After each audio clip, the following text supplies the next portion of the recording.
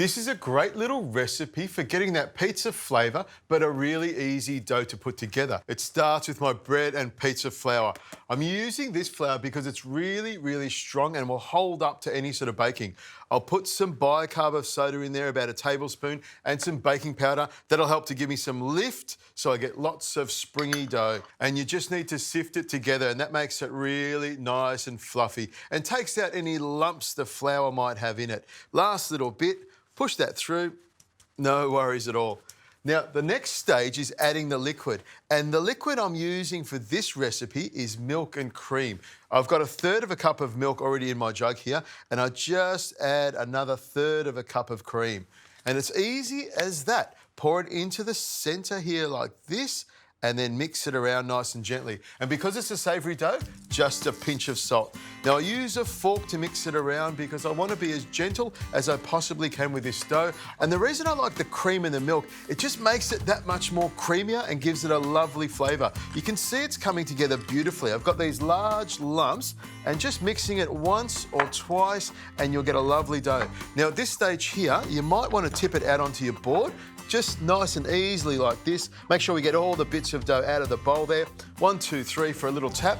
And then it's a matter of just bringing it together gently. Now, you don't want to knead it like a bread dough. You just want it to come together till it's nice and soft.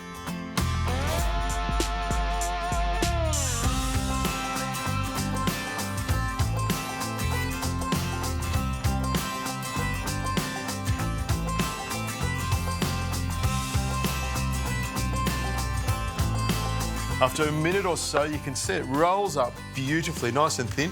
Now, to load up this pizza dough, we're going to start it with some tomato passata, and it's just a matter of spreading everything out here. I'm going to keep this vegetarian for Rosie because I know she loves my pizza roll. Spread that around. This is a great sauce. Lots of basil in there already, but we'll add some extra basil as well. Cheese, make sure you put cheese on there. It's not a pizza unless it's got plenty of mozzarella cheese. That makes it nice and stringy and gooey. Some black olives on there, some semi-dried tomatoes, and of course some peppers. Now, herbs are my favourite thing, and I like to use some basil, some fresh basil leaves just torn straight off the bunch like this. Spread them around like this, and oregano, dried oregano, make sure you sprinkle that around as well. And then just to top it all off and make it even more delicious, why not have some more cheese on there? Now, the way you put this together is really sort of funky. You just grab one end of it like this and you roll it up like a little scroll all the way around here like that. Do it carefully so you keep all the ingredients tucked inside the roll.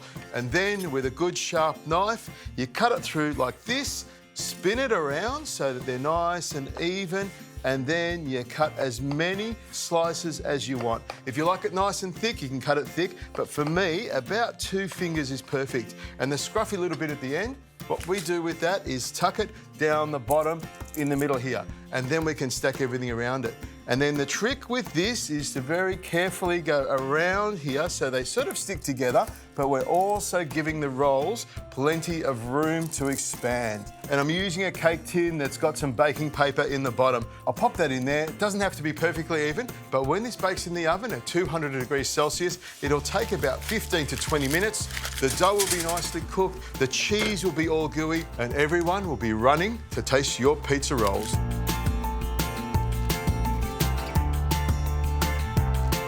Once my pizza rolls have come out of the oven, I like to let them cool down just a little bit before I go handling the cake tin. And the beauty of using baking paper is you can use that to help pick it up as well and pop it on the plate. It looks good as well. Now, at this stage here, you can just pull it apart and tuck into it, which is what I'm going to do. Grab a piece like that, comes apart really easily, and then look at all that lovely pizza stuff on the inside, moist, delicious and cheesy. That's really good.